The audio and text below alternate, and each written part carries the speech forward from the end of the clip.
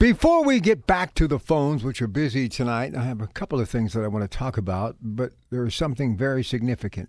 Today would have been the 91st birthday of Roberto Clemente, or as the late great Bob Prince used to say, Bobby Clemente, number 21 in your Pittsburgh Pirate program.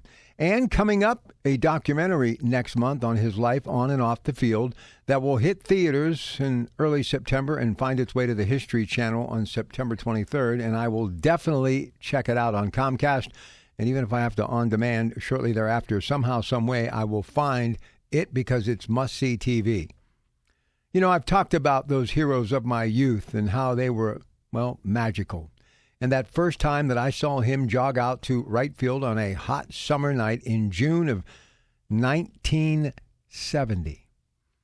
You know, what really amazed me later in life when I visited the Roberto Clemente Museum in that great community of Lawrenceville, they had his uniform on display, and I found out that he was only 5'9".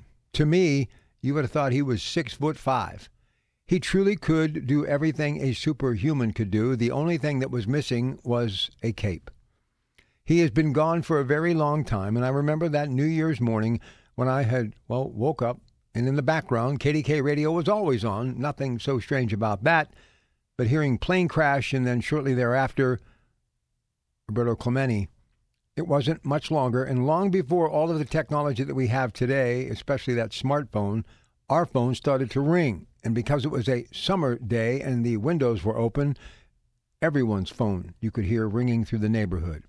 And tears began to flow from my cheek to all of my friends. And we were young teenagers and trying to act masculine. But on that day, we cried as though it was the first day of school and we didn't want to leave our mother.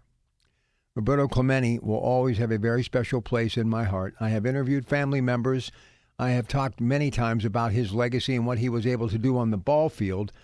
And I remember one time covering the Pirates, talking to a young Jose Guillen, trying to make him understand my English, and what a nice young man he was, about how he reminded me a lot of Roberto Clemente. But I didn't have to remind him who Clemente was, because every player since Roberto Clemente wore that number 21, whether they're from that part of the world, meaning Puerto Rico or not, if you play the game of baseball and you say 21, everyone knows it's simply the great one. So 91st birthday would have been today, August the 18th. Time stands still for no one. But as far as my memories, watching Roberto Clemente, they will always stand alone in my subconscious, and they will be frozen in time until I take my last breath on this earth. I love Bobby Clemente, and I can't wait for the documentary. Happy birthday, Roberto. You are still missed today.